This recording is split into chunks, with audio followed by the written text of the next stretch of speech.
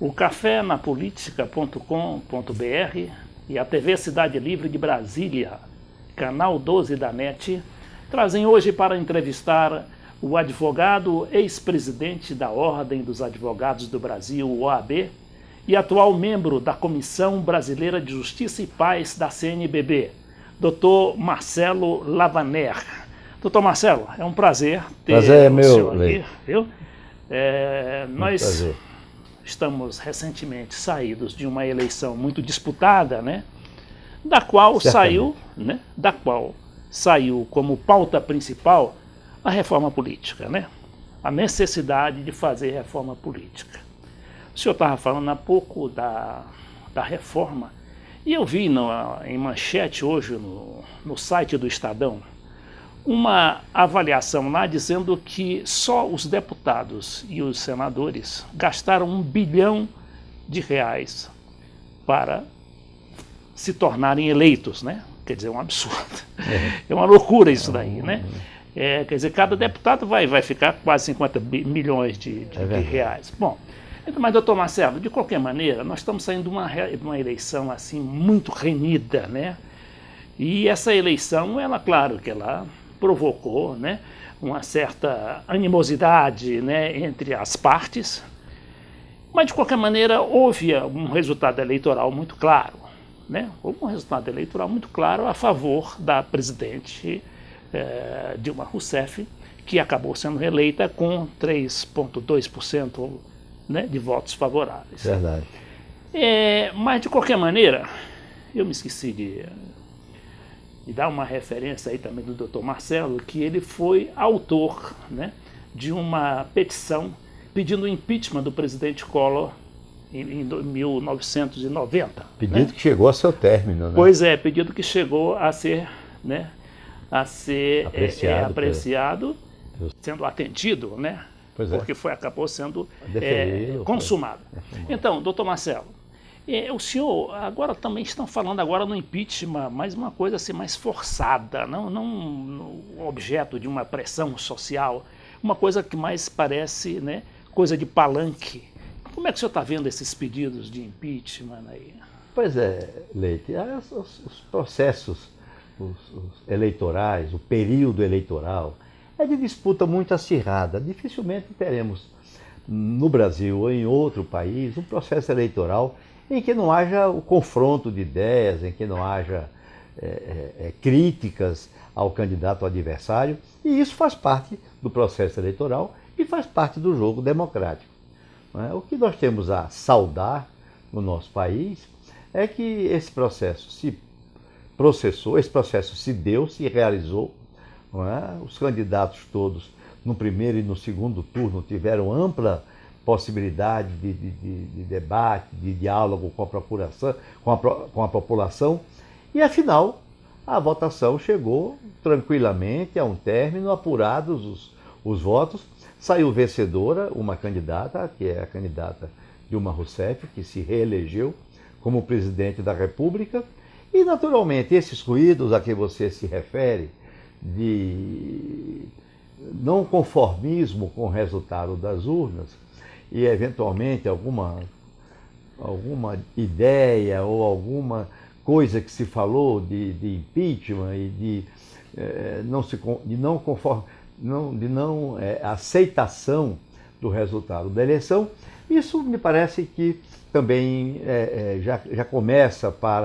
já começa a se esvair, e nós vamos sim ter um novo período presidencial com uma oposição que menciona que vai ser forte e faz parte também da democracia.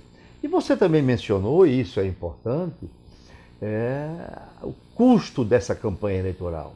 As cifras são astronômicas, seja para deputado estadual, deputado federal, senador, governador, presidente da República. Quando se consultam os números das despesas de campanha, não é uma pequena fortuna, não. É uma enorme fortuna que é utilizada para abastecer esse mecanismo enorme, essa boca voraz da campanha eleitoral. E é por isso, Leite, que nós, da coalizão pela reforma política democrática, que reúne mais de 100 entidades, estamos propondo ao Congresso Nacional um projeto de lei de reforma política, cujo item primeiro e o mais importante é a retirada do financiamento das pessoas jurídicas, das empresas, do financiamento, portanto, privado aos candidatos.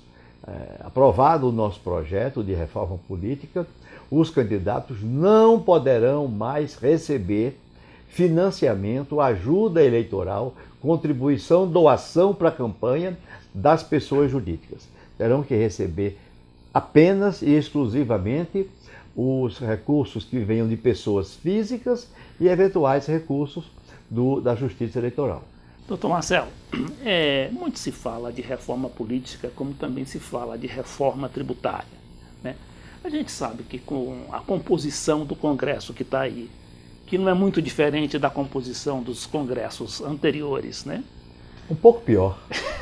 Já tem mais a análise de todos os comentaristas é de que o novo parlamento será mais conservador, será mais difícil de articulação pelo número de partidos que agora estão representados lá, quase 30 partidos, de modo que o que se espera é uma legislatura mais conturbada do que a anterior. Pois é, e isso aí também não é que seja conservador, é que parece que é mais corporativista, né? Também. Porque ali você tem um dedo das grandes empresas, sobretudo das empresas de comunicação, né, que não deixa de ser o braço direito do poder econômico. E essas empresas, elas são as responsáveis diretas pelo financiamento da campanha, né? Ou são quase exclusivamente dela, porque a campanha eleitoral, a verba pública que vai para os partidos não chega a 10% do que é isso, né? É mínimo. Significante. Então, doutor Marcelo, então se fala em reforma política. Então você vai fazer reforma política através desse Congresso. Vai ser difícil ali, não é? Vai ser difícil. Vai. Por quê? Porque cada um tem o seu pedaço para, né, defender, né, e se agarra aquilo ali, né, e com o poder de fogo que você tem, sobretudo o econômico, então dificilmente. É por isso que se acha melhor a convocação ou de um plebiscito ou então de um referendo. Só que o referendo, muita gente pensa, o senhor é jurista, sabe melhor do que eu, acha que o referendo não seria tão legítimo, né? Porque partiria de uma decisão já feita, já consumada dentro do Congresso Nacional. O que é que o senhor acha disso? Veja, Leite, o artigo 14 da Constituição Federal estimula a consulta popular, né? Os governantes, pelo artigo 14, são levados, são estimulados a não tomarem as decisões isoladamente em seus gabinetes, mas esse artigo recomenda que se faça em determinados momentos a consulta à opinião do povo. O que é que o povo quer que o governante faça? O governante é representante do povo, mas quem é o titular da soberania é o povo brasileiro. Nesse artigo 14 estão os instrumentos da consulta popular, que são o plebiscito, o referendo e a iniciativa popular. Essas três modalidades são legítimas e são possíveis de serem aplicadas. De modo que quando se quer fazer a consulta à opinião do povo, tanto eu posso usar a iniciativa popular de leis, como posso usar o plebiscito ou o referendo. A coalizão de que faço parte, ela está utilizando um desses instrumentos, que é a iniciativa popular das leis. Ou seja, em vez da lei ser apresentada no Congresso Nacional por um deputado, é o povo brasileiro quem reúne uma grande quantidade de assinaturas. No caso, nós temos hoje, pela Constituição, pelo percentual que a Constituição prevê, em torno de 1.500.000 assinaturas, e essas assinaturas dos eleitores brasileiros vão justificar, vão validar, vão legitimar a apresentação desse projeto para que seja feita uma reforma política democrática. Então, o que se espera... Já vem, então, um texto de um projeto embutido nessa iniciativa? Sim, né? Sim.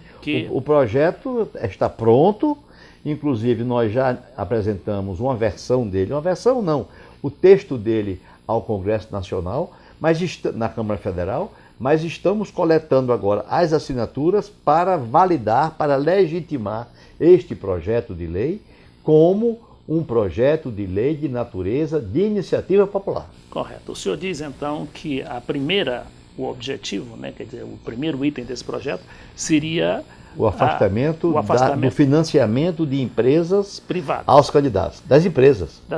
Públicas ou privadas. Não, mas porque parece que há um projeto no governo que defende a ajuda privada, né? O cidadão teria um máximo de R$700. Pois é isso nós separamos. O que é empresa, pessoa jurídica, do cidadão, pessoa física. O cidadão Pedro, Joaquim, Manuel, que queira ajudar um candidato do seu partido, pode ajudar. E o nosso projeto prevê uma limitação dessa ajuda por pessoa a R$700. Não pode passar de R$700. De modo que nós não podemos afastar o cidadão eleitor de contribuir para as eleições, mas as pessoas jurídicas, as empresas, as empreiteiras, as entidades financeiras, os bancos, as federações industriais ou de comércio, os grandes latifundiários, as grandes empresas do agrobusiness, essas estariam afastadas. E as igrejas também? Pessoa jurídica. Igreja não é pessoa física. Uhum. Então, se tiver entidade religiosa, também não poderá contribuir. O fiel, o seguidor daquela religião, Pedro, Maria, João, poderão contribuir. Mas nenhuma pessoa jurídica, esportiva, religiosa, política, empresarial, comercial, industrial, não poderá contribuir. E esta providência, Leite, nós estamos muito confortados em que ela vai ser verdadeira, que ela vai ser aplicada já nas próximas eleições de 2016, portanto, as eleições para prefeito e vereadores daqui a 2 anos, porque o Supremo Tribunal Federal, apreciando um processo instaurado pela OAB no Supremo Tribunal Federal, já tem maioria formada de 6 votos a 1 de que este financiamento, como hoje é praticado, é inconstitucional.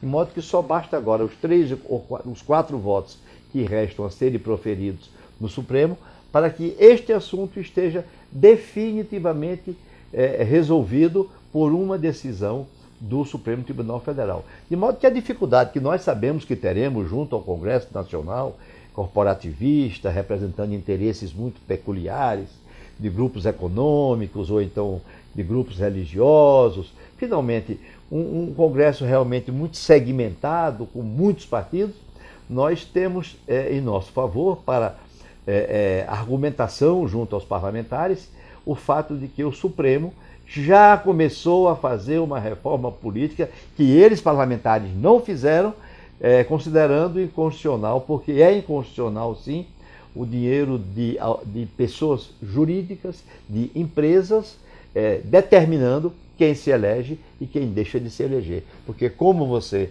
e todos os nossos telespectadores e os nossos ouvintes sabem, o candidato que não tenha esses recursos está fadado a nadar e morrer na praia. Doutor Marcelo, nós vamos fazer um pequeno intervalo de 15 segundos para depois voltarmos à nossa conversa de hoje sobre reforma política e a situação também política criada com o resultado eleitoral desta eleição de 2014. Quem tem medo de Hugo Chávez? Uma abordagem sobre a nova América Latina. Suas taxas de crescimento com inclusão social que dão inveja à Europa. Mais do que um livro, esta é uma análise do blogueiro FC Leite Filho. Das políticas de Chávez, Lula, Dilma, Cristina Kirchner, Evo Morales, Rafael Correa e Daniel Ortega, que nos arrancaram das políticas de arroxo e nos mantêm longe da crise que afunda os europeus e até mesmo os Estados Unidos. Quem tem medo de Hugo Chávez? Leitura obrigatória.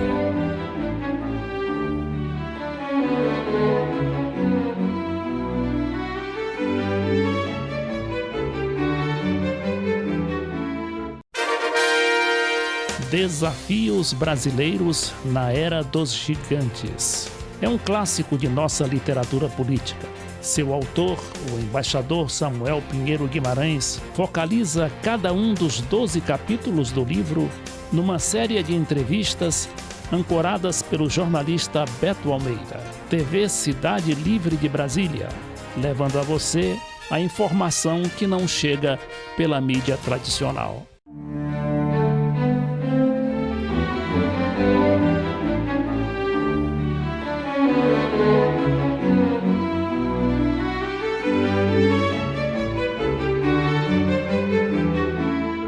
Cafenapolitica.com.br e a TV Cidade Livre de Brasília, canal 12 da NET, voltam para este segundo bloco da entrevista com o Dr. Marcelo Laverner, ex-presidente da Ordem dos Advogados do Brasil, e que está abordando conosco a reforma política e toda a situação criada com essa eleição renhida que tivemos no último segundo turno aqui em Brasília e no Brasil inteiro.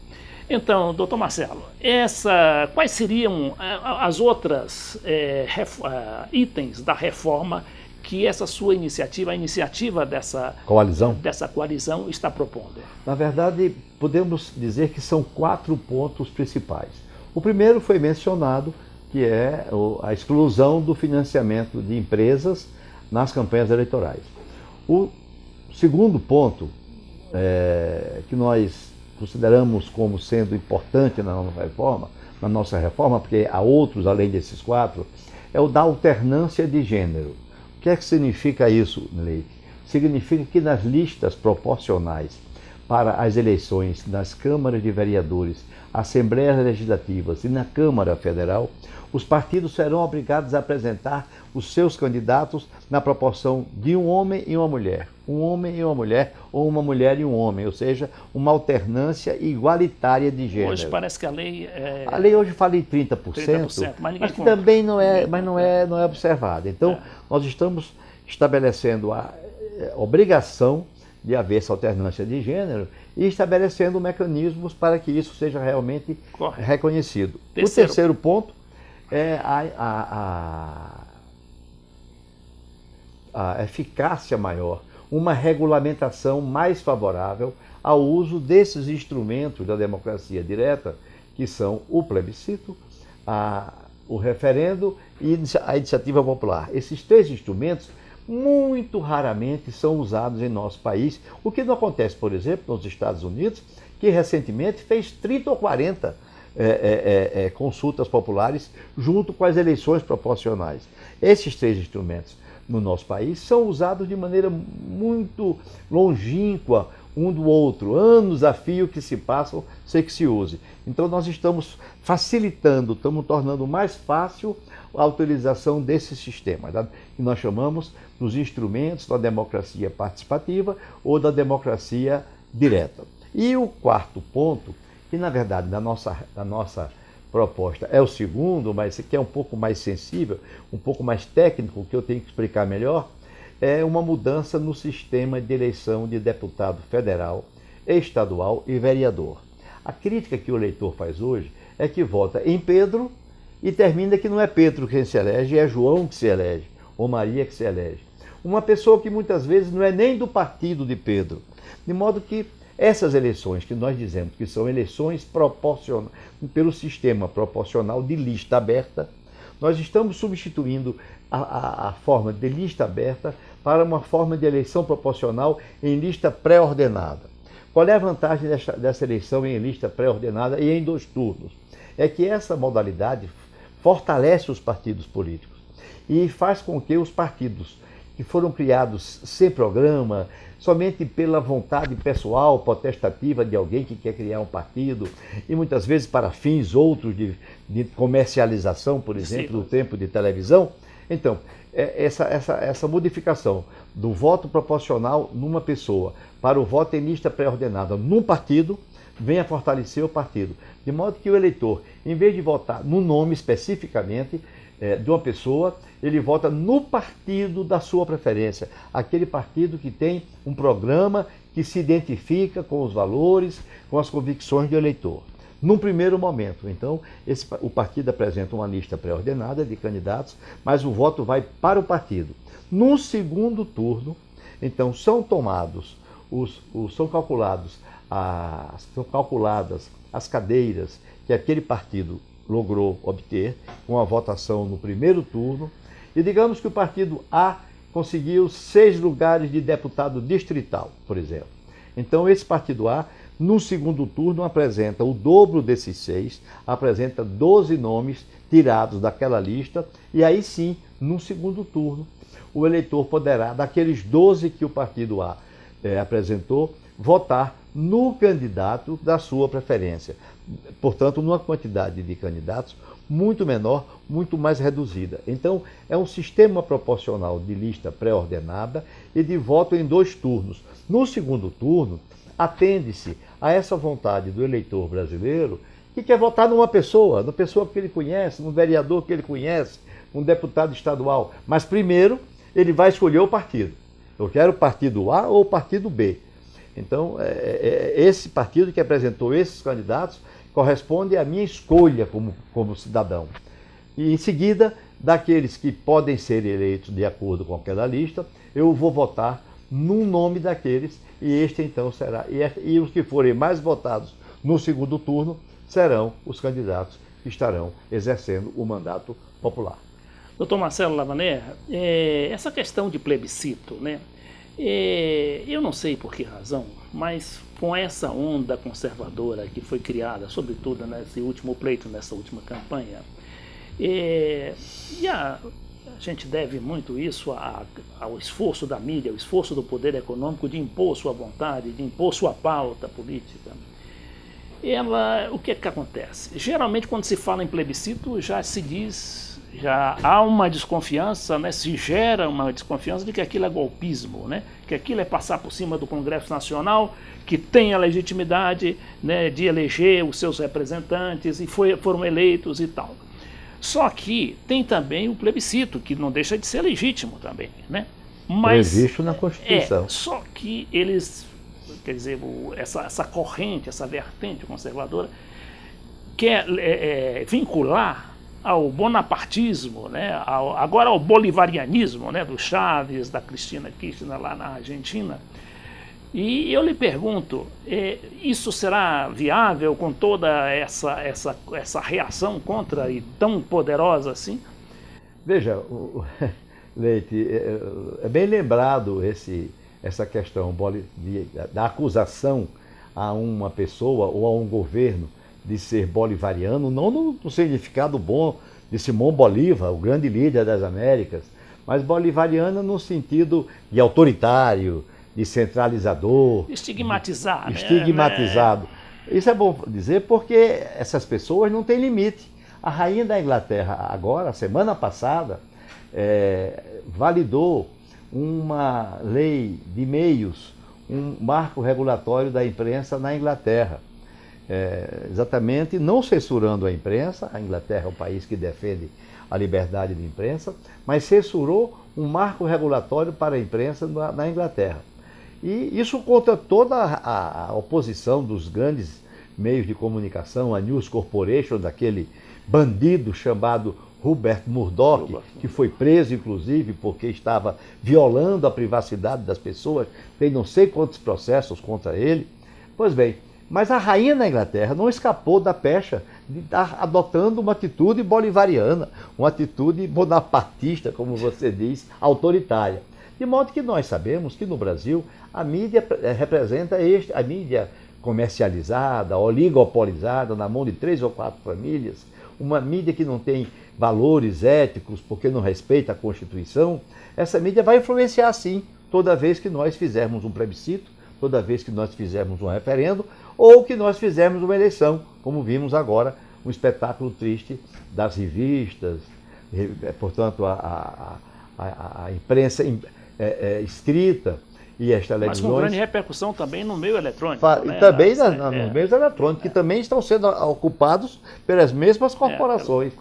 De modo que nós temos consciência de que qualquer reforma política que vá ao Congresso Nacional só será aprovada diante de uma grande pressão popular. E nós nos lembramos, não faz muito tempo, nós conseguimos uma vitória muito importante com a lei da ficha limpa. A lei da ficha limpa que no começo era ridicularizada e era amesquinhada pelos senhores parlamentares, pelos deputados, pela grande maioria dos senhores deputados, com exceções honrosas. Essa lei estava fadada a não ser aprovada, e foi aprovada. Mas foi aprovada em face daquilo que o senhor falou, né? Em face da pressão popular.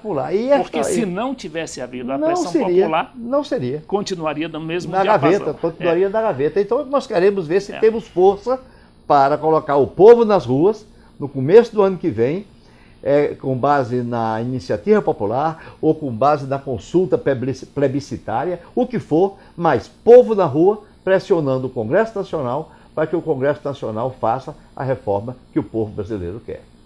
Então, doutor Marcelo, tem outros assuntos também em pauta, né? Sobretudo nessa área jurídica. Estão querendo agora aumentar o limite de idade dos ministros do Supremo, né? De 70 para 75 anos. Essa questão tem gerado uma certa polêmica. De qualquer maneira, é importante lembrar, porque na Argentina está acontecendo um fato insólito. Lá tem um ministro da Corte Suprema, chamado Carlos Laiche, que tem 96 anos de idade. E ele não quer largar o osso, está sendo pressionado. O que aconteceu lá na Argentina? A Suprema Corte, né, deu uma espécie de autogolpe e negou, quer dizer, desconsiderou o mandamento constitucional que previa 75 anos, lá é 75 anos. Então tem gente lá com 96 anos de idade, né? Eu pergunto ao senhor qual é a sua opinião sobre esse movimento aí para elevar, né, o limite de idade lá no Supremo. Os ministros atualmente, só para os telespectadores internautas saberem, né, o limite de idade hoje é 70 anos. Para permanecer no Supremo Tribunal Federal. Tem que entrar com, no mínimo, 65, não pode entrar com 66, 67, 68, tem que entrar antes de completar 65 e só pode permanecer na Suprema Corte até completar os 70 anos de idade. Respondo a sua pergunta, Leite. Acho que estou em boa companhia se eu lhe disser que a Ordem dos Advogados do Brasil e as 3 mais representativas entidades dos magistrados brasileiros, a Associação dos Magistrados Brasileiros, a Associação dos Magistrados da Justiça do Trabalho e mais uma outra associação de magistrados, e as 3 representam o conjunto total dos magistrados brasileiros, junto com a AB, esse conjunto de entidades, há 2 dias, divulgou uma nota em que se posiciona absolutamente contra esse aumento da idade para a permanência dos juízes nos tribunais, que não seria só no Supremo, mas eventualmente também seria no Superior Tribunal de Justiça e nos demais tribunais intermediários, onde também a restrição é aplicada. De modo que o argumento que essas entidades têm, e que eu considero absolutamente procedente e legítimo, é a de que o Poder Judiciário há de ter uma renovação dos seus quadros para que ele possa acompanhar os tempos, que ele possa se renovar, que ele possa se oxigenar e não se tornar um poder mais, como é que eu diria assim, olhando mais para trás do que olhando para frente. Um poder formado por pessoas de muita idade e que não representaria os anseios de mudança, os anseios modernos da população. Uma alternativa que se poderia ter, como de fato, aos 70 anos no Brasil, não digo 96, como no caso da Argentina, mas 70 anos, como no caso do Brasil, nós, quem sabe, poderíamos pensar em estender isso para 75. Mas necessariamente este aumento não beneficiaria quem já está no Supremo Tribunal Federal para completar os 75 anos. Essa mudança valeria para os novos ministros que fossem sendo nomeados para o Supremo Tribunal Federal. Aí ainda se poderia pensar, porque não seria uma coisa casuística, porque mudar agora de 70 anos para 75, isso vai se aplicar a 15, 20, 30 magistrados que já estão, pelo regime atual, pela Constituição atual, obrigados à aposentação. De modo que a ideia, se por acaso pudesse ser discutida e quem sabe até ser aceita, deveria estabelecer a mudança, que esta mudança valeria para todos os magistrados que entrassem após a mudança da Constituição. Aí sim, nós teríamos um corpo de magistrados que já sabe de antemão que vai permanecer no exercício da magistratura até os 75 anos de idade. Então, nós assim chegamos ao final dessa entrevista com o Dr. Marcelo Lavener, ex-presidente da Ordem dos Advogados do Brasil e atual membro da Comissão Brasileira de Justiça e Paz da CNBB, Conferência Nacional dos Bispos do Brasil.